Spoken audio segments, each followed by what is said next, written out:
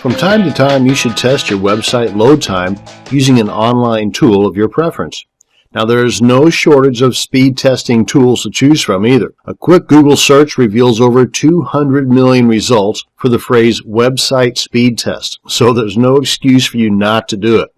Now, for me, I use one of a couple of tools, and both are free, as is most of the tools you're going to find online. The one I prefer is from Google themselves, and it's their page speed tool. You can take a quick look at that right here, and it's called Page Speed Tools. You can find it at developers.google.com/speed/pagespeed.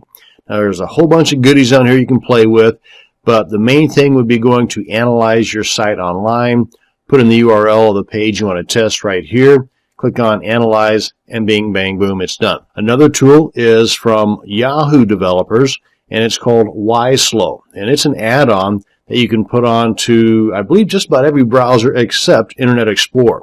They've got an add-on for Chrome, that's this little guy right up here.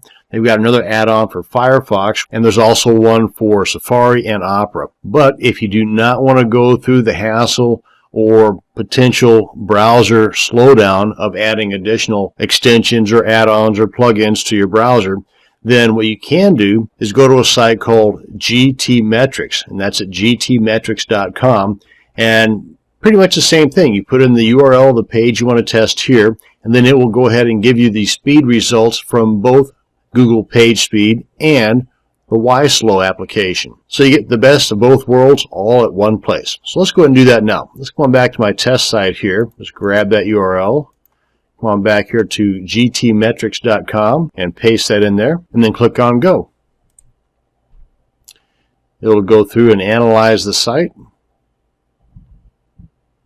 And depending upon how big your site is, will depend on how long this will take.